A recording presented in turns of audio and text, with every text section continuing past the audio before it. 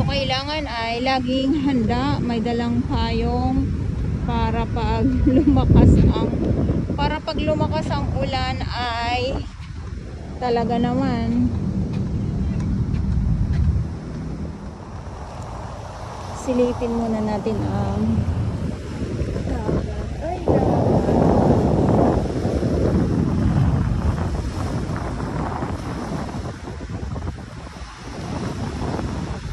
Good afternoon! Lakad muna tayo dito ng panandalian sa dalampasigan ng Dolomite Beach. Ayan. So dito muna tayo.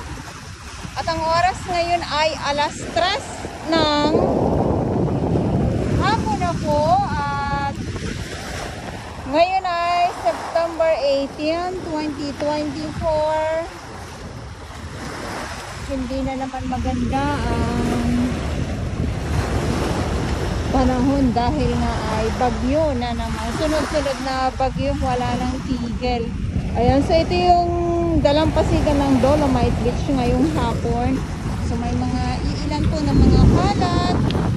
Usaping Dolomite Beach po, nandito pa din po ang ating mga warriors, ang ating Skyro Rangers ng PNR, MMDA, at ang DPS Mandaragat doon po sa sa Manila Yacht Club. So dito naman po ay yung nabanggit ko na po yung ibang ating mga warriors. At syempre yung Dole Tupad. Ayan, so mayroon dito ha.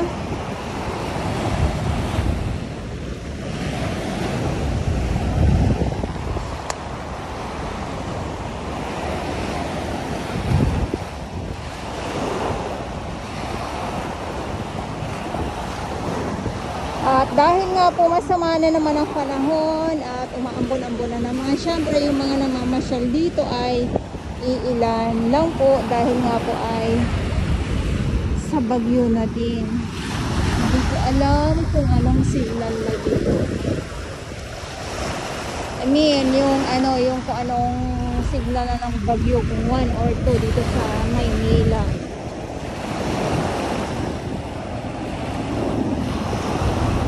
Panahon na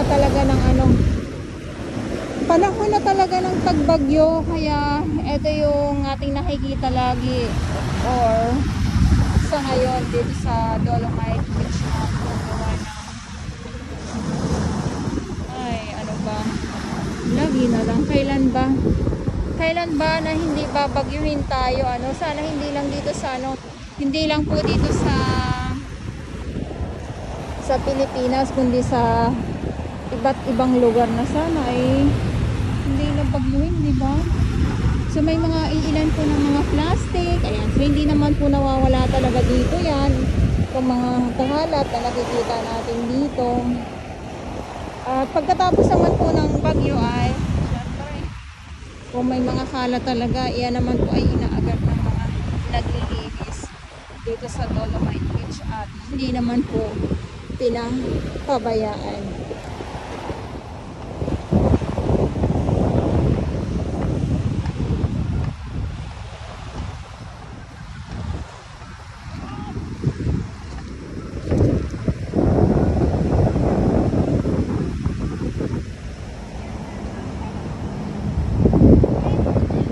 Nakahanda po.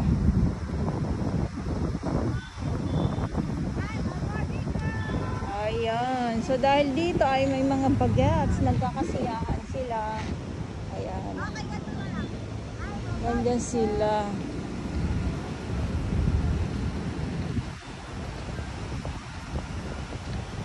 So ito, pag hindi na po talaga or wala nang bagyo, so yung dito naman, yung maumbok naman dito, yung kikita nyo po yan.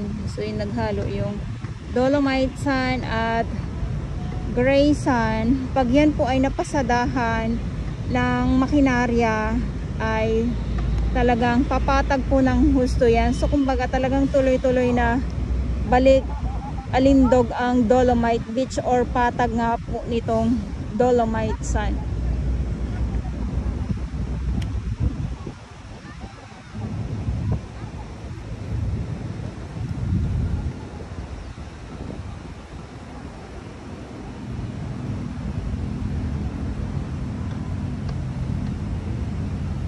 So yun lang ang masasabi ko kasi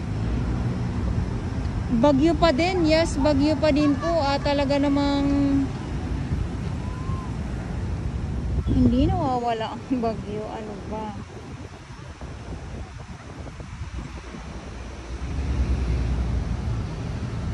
So pag katulad nito, no, pag halimbawa na sobrang lakas na talaga ng hangin, alon or baha na sa buong Kamaynilaan, ay ang Dolomite Beach po ay sarado po sa publiko. Ayan, so sa mga nagtatanong, at lalo na pag yung mga samot-saring mga kalat ay muling tambak, ito po ay sarado po sa publiko at nabubuksan muli siya pag yung mga kalat po dito sa Dalampasigan ay pag naalis na po siya.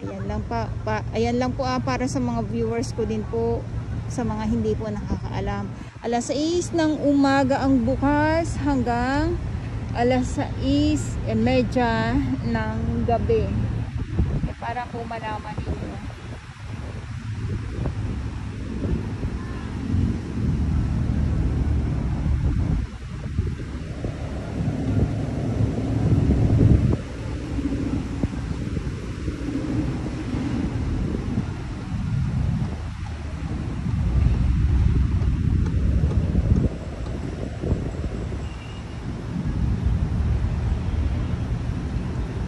Dahil nga ay may bagyo, so ito yung ating kalangitan, makikita natin madilim.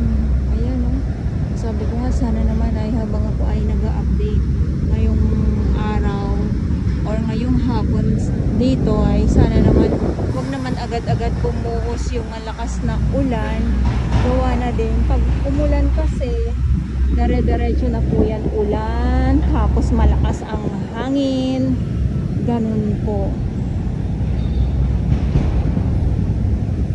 So yung iba naman dito tamang upo lang, tamang lakad lang. So wala kayong gagawin dito dahil ay bawal pa naman po talagang maligo sa mga hindi po nakakaalam. Bawal pa din pong maligo. Ayan, kaya lakad-lakad lang ang inyong gagawin. Pagkatapos noon ay wala. Maglakad-lakad kayo, bahala na kayo kung ano yung gusto nyong gawin dito sa loob ng Dolomite Beach. Pero ang pinapaalala ko po ay bawal pong maligo. So bahala kayo kung gusto nyong tumbling, magpagulong-gulong, yung ganyan.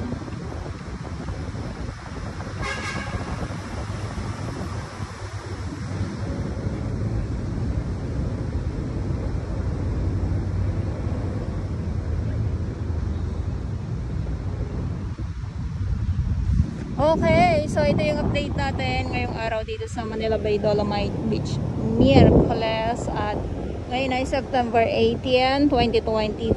At sa mga baguhan, yes, welcome sa channel ni Miss Jolani Dorabas. Mahalin niyo po ako ng buong buo, yun ay hindi galing sa ilong ng mga kasino.